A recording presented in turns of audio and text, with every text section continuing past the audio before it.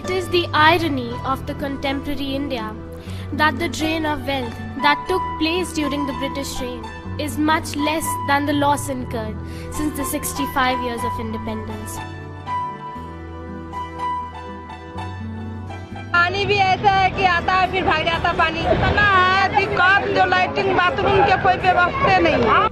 The sole culprits are none other than our very own politicians carrying forward the legacy of leaders like Gandhi, Nehru and Bose.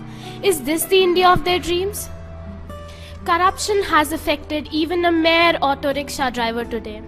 This tells us about its intensity and the radius of its roots spread over the society.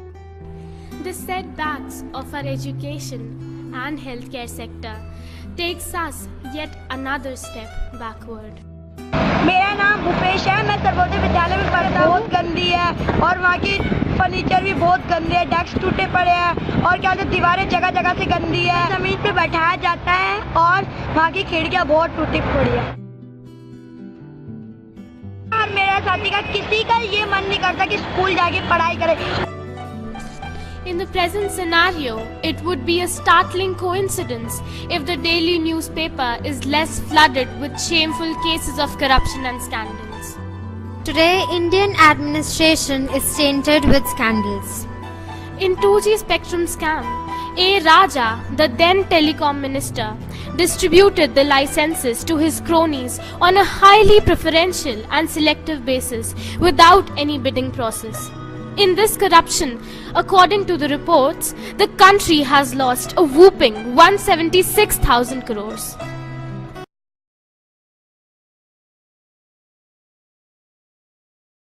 Latest raid of the Income Tax Department procuring 125 crores of unaccounted money during elections in Uttar Pradesh and the police confiscating drugs worth crores in Punjab which were meant to lure voters forces us to contemplate if our elections are really fair and equal for all. The fodder scam, better known as Chara Ghotala, was yet another black act in the history of India, involving the embezzlement of about 950 crores from the government treasury of Bihar.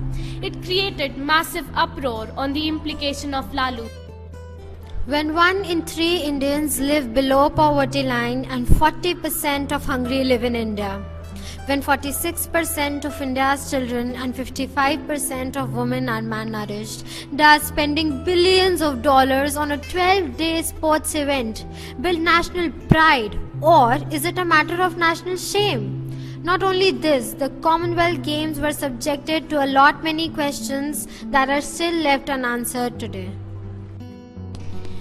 Yet another blow to the Indian politics was the disgraceful cash for vote scandal, in which none other than our very own sitting government were charged with allegedly bribing Indian MPs in order to survive a confidence vote regarding an Indo-US nuclear deal.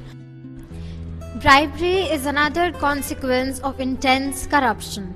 The urge to earn money by hook or by crook does not even refrain a person from selling his well-cultivated dignity.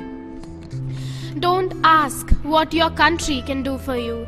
Ask what you can do for your country. Anna Hazare is doing so at 73. Why can't we?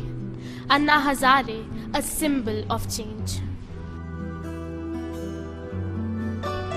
The present scenario may be unjust, the situation may be abject, but as they say, if there is a will, there is a way.